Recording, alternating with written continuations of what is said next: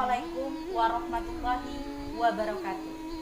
Alhamdulillah, puji syukur senantiasa kita panjatkan kehadirat Allah Subhanahu wa Ta'ala. Walaupun dalam kondisi pandemi seperti yang kita rasakan pada saat ini, kita masih diberinya kesehatan untuk bertatap muka lewat media daring seperti yang kita rasakan pada saat ini. Baiklah, berjumpa lagi dengan Ibu dalam mata pelajaran Pendidikan Agama Islam dan Budi Pekerti. Sekarang Ibu mau tanya, apa kabar hari ini anak-anak? Ibu berharap semoga kita semua diberi Allah kesehatan. Walaupun kondisi saat ini kita belum bisa bertatap muka secara langsung, namun kita tetap semangat belajar melalui media daring seperti yang sedang kita lakukan pada saat ini. Baiklah, untuk pertemuan ini merupakan pertemuan yang kedua. Kalau pertemuan minggu lalu kita hanya bertemu saling bertegur sapa karena kita memasuki semester yang baru, saling bertegur sapa dan saling berkenalan. Maka minggu ini kita akan memasuki materi bab pertama di kelas 11 semester 1. Jika kalian sudah membaca buku yang sudah dibagikan walaupun dalam bentuk file, maka kalian akan tahu bab apa yang akan kita bahas pada hari ini. Bab yang akan kita bahas pada hari ini merupakan salah satu dari 6 rukun iman. Ayo, rukun iman yang keberapa? Tepat sekali, rukun iman yang ketiga, yaitu iman kepada kitab-kitab Allah. Pada pembuka video tadi, Ibu sudah menampilkan beberapa video. Ada video dan beberapa gambar yang berkaitan dengan materi kita pada hari ini. Seperti yang Ibu katakan tadi, bahwa pada materi ini, pada pertemuan ini, kita akan membahas materi tentang iman kepada kitab-kitab Allah.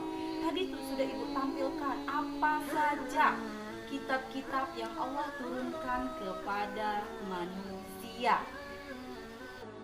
Kompetensi dasar untuk materi kita pada hari ini adalah menganalisis makna dari iman kepada kitab-kitab Allah. Adapun tujuan pembelajaran dari materi kita pada hari ini ada dua. Yang pertama adalah anak dapat menganalisis makna dari iman kepada kitab-kitab Allah. Yang kedua, anak dapat menjelaskan kandungan dari dalil nakli tentang beriman kepada kitab-kitab Allah. Adapun bagian-bagian materi yang akan kita bahas pada hari ini ada 4. Yang pertama, pengertian dari iman kepada kitab-kitab Allah. Yang kedua, pengertian dari suhuf. Yang ketiga, macam-macam kitab Allah beserta dalil yang tertera di dalam Al-Quran yang menjelaskan tentang kitab tersebut. Yang keempat, perilaku mulia yang mencerminkan bahwa seseorang itu sudah menerapkan perilaku beriman kepada kitab-kitab Allah. Iman kepada kitab-kitab Allah artinya kita meyakini dengan sepenuh hati bahwa Allah itu menurunkan kitab-kitabnya kepada para rasulnya yang dijadikan sebagai pedoman hidup untuk umat manusia pada masanya, kecuali Al-Quran yang dijadikan pedoman hidup dari masa penurunannya hingga ke masa akhir zaman. Nah, berbicara kitab-kitab Allah, ada 4 kitab yang Allah turunkan kepada para nabi dan rasul yang terpilih. Yang pertama, kitab Zabur diturunkan kepada Nabi Daud alaihissalam. Yang kedua, kitab Taurat yang diturunkan kepada Nabi Musa alaihissalam. Dan yang ketiga adalah kitab Injil yang diturunkan kepada Nabi Isa alaihissalam. Kitab terakhir atau kitab penyempurna adalah kitab Al-Quran yang diturunkan kepada Nabi Muhammad SAW. Keempat kitab tersebut memiliki kesamaan dan juga perbedaan, di mana kesamaan dari keempat kitab tersebut adalah masing-masing kitab tersebut membahas tentang ketauhidan atau mengesahkan Allah. Dan jadi ajaran-ajaran yang ada di dalam Al-Quran, di dalam kitab-kitab tersebut adalah tentang keesaan Allah. Sedangkan perbedaannya adalah masa berlaku hukum yang ada di dalam kitab-kitab tersebut hanya berlaku di 3 kitab yang pertama, ada Zabur, Taurat, dan Injil. Hukum-hukumnya itu hanya berlaku di masa kaum yang diturunkan kitab tersebut. Misalnya kalau kitab Zabur hanya berlaku pada kaumnya Nabi Daud. Kitab Taurat hanya berlaku pada kaum Bani Israel, kaumnya Nabi Musa, dan kitab Injil itu berlaku pada kaumnya Nabi Isa. Sedangkan Al-Quran itu berlaku dari masa penurunannya, masa Nabi Muhammad, hingga ke akhir zaman. Selain kitab-kitab yang sudah kita sebutkan tadi, ada juga istilah suhuf. Apa kalian tahu apa itu suhuf? Suhuf itu sendiri adalah wahyu Allah yang hanya berupa lembaran-lembaran, tidak dibukukan seperti kitab-kitab Allah seperti Zabur, Taurat, Injil, dan juga Al-Quran. Nah, pembahasan tentang suhuf ini sendiri ada dalam Al-Quran. Terdapat dalam surat Al-A'la ayat 18 dan 19, yang artinya sesungguhnya ini terdapat dalam kitab-kitab terdahulu, yaitu suhuf-suhuf atau kitab-kitab yang diturunkan kepada Ibrahim dan Musa. Kitab yang pertama yaitu kitab Zabur yang diturunkan kepada Nabi Daud alaihissalam. Kata Zabur itu sendiri berasal dari kata Zabara yazburu Zabur yang artinya menulis. Dalam bahasa Arab dikenal dengan istilah mazamir. Dalam bahasa Ibrani dikenal dengan istilah mizmar yang artinya nyanyian rohani yang dianggap suci. Sedangkan menurut para ulama berasal dari kata mazmur yang artinya kitab yang turun sebelum kitab Al-Quran. Dalil yang menguatkan tentang kitab Zabur ini ada banyak. Salah satunya terdapat dalam surat An-Nisa ayat 163 yang artinya, dan kami berikan Zabur kepada Daud. Isi dari kitab Zabur itu sendiri atau kandungan yang terdapat dalam kitab Zabur itu tidak berisi hukum-hukum, melainkan hanya berisi nyanyian-nyanyian kebaktian untuk memuji Tuhan, nyanyian perorangan sebagai ungkapan rasa syukur, ratapan para jamaah, ratapan individu yang berupa doa, dan nyanyian untuk raja. Kitab yang kedua adalah kitab Taurat yang diturunkan kepada Nabi Musa alaihissalam sebagai petunjuk bagi kaum Bani Israel.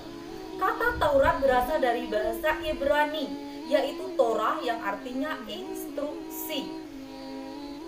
Penjelasan tentang kitab Taurat ini terdapat dalam Al-Quran surat Al-Isra ayat 2 yang artinya, dan kami berikan kepada Musa kitab Taurat dan kami jadikan kitab Taurat sebagai petunjuk bagi kaum Bani Israel. Adapun isi atau kandungan yang terdapat di dalam kitab Taurat yang intinya ada 10.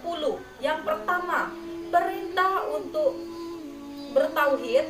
Yang kedua, perintah untuk berzikir. Yang ketiga, perintah mensucikan hari Sabtu. Yang keempat, menghormati orang tua. Kelima, larangan berbuat keji. Yang keenam, larangan mencuri. Ketujuh, larangan berbohong. Kedelapan, larangan berzina. Kesembilan, larangan mengambil hak orang lain. Yang kesepuluh, tidak larangan untuk membunuh sesama manusia. Kitab yang ketiga yaitu kitab Injil. Kitab Injil ini diturunkan kepada Nabi Isa alaihissalam untuk petunjuk para umatnya. Isa alaihissalam ini adalah merupakan putra dari ibunda Siti Maria. Keterangan tentang kitab Injil terdapat dalam Al-Quran dalam surat Al-Hadid ayat 27, di mana dikatakan, dan kami iringi pula para rasul-rasul kami, dan kami iringi pula dengan Isa putra Maria, dan kemudian kami berikan kepadanya Injil. Kitab Injil itu sendiri berisi tentang perintah untuk mengesahkan Allah dan melarang manusia untuk menyekutukan Allah dengan sesuatu apapun. kitab yang keempat atau kitab yang terakhir yaitu kitab Al-Quran, di mana kita tahu bahwa kitab Al-Quran merupakan kitab yang kita gunakan sebagai umat Islam. Kitab ini diturunkan kepada Nabi Muhammad SAW. Kitab Al-Quran itu sendiri terdiri dari 30 juz, 114 surat, dan 6.236 ayat. Al-Quran itu sendiri tidak diturunkan secara langsung, plak 30 juz turun serentak. Tidak, namun diturunkan secara berangsur-angsur selama 22 tahun, 2 bulan, dan 22 hari. Pertama kali ayat atau wahyu yang pertama kali Allah turunkan pada saat Nabi Muhammad melakukan penyendirian di Gua Hira, yaitu surat Al-Alaq ayat 1 sampai 5, yang kemudian secara berangsur-angsur turun selama tadi sudah Ibu sebutkan 22 tahun, 2 bulan, 22 hari, di mana kandungan yang terdapat di dalam Al-Quran itu sendiri mencakup keseluruhan kehidupan kita. Di antaranya yang pertama ibadah, atau yang pertama akidah dan keimanan, yang kedua ibadah, baik itu ibadah mahdah maupun ghairu mahdah, yang ketiga akhlak kita terhadap Allah, terhadap sesama manusia, dan juga terhadap alam yang ada di sekitar kita. Yang keempat yaitu muamalah. Muamalah itu sendiri adalah hubungan antara satu manusia dengan manusia yang lainnya. Yang kelima ada kisah atau cerita para nabi dan umat terdahulu, dari yang kisah orang-orang yang berada di jalan yang benar maupun kisah orang-orang yang berada di jalan yang salah. Dan yang terakhir adalah berisi tentang semangat mengembangkan ilmu pengetahuan. Al-Quran itu sendiri merupakan kitab penyempurna, kitab yang paling sempurna yang dapat digunakan dari zaman turunnya hingga ke akhir zaman. Jadi tidak ada yang dapat menandingi Al-Quran. Adapun perilaku mulia yang mencerminkan bahwa seseorang sudah mengamalkan iman kepada kitab-kitab Allah, di antaranya yang pertama meyakini bahwa kitab-kitab yang diturunkan sebelum Al-Quran benar-benar datangnya dari Allah. Yang kedua, memuliakan Al-Quran dengan cara menghormatinya, mengamalkannya, dan menjunjung tinggi Al-Quran. Yang ketiga, menjadikan Al-Quran sebagai pedoman dan petunjuk hidup. Dan yang keempat, mengamalkan dalam kehidupan sehari-hari apa-apa saja yang menjadi petunjuk di dalam Al-Quran.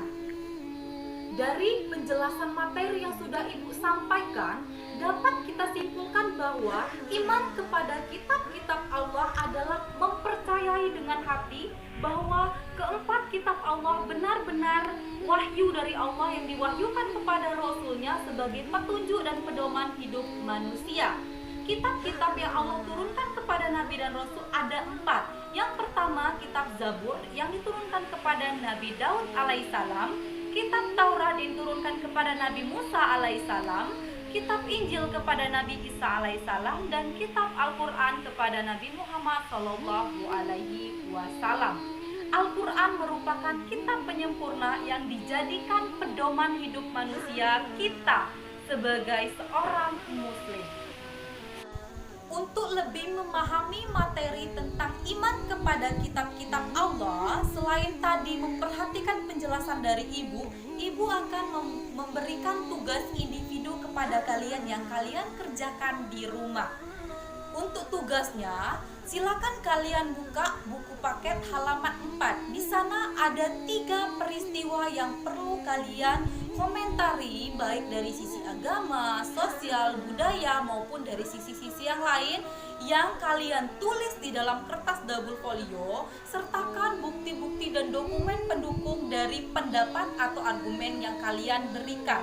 Kalian tulis tangan, kemudian kalian foto, dan kalian kirim ke WA group dalam bentuk file PDF. Ibu tunggu paling lambat di pertemuan minggu depan.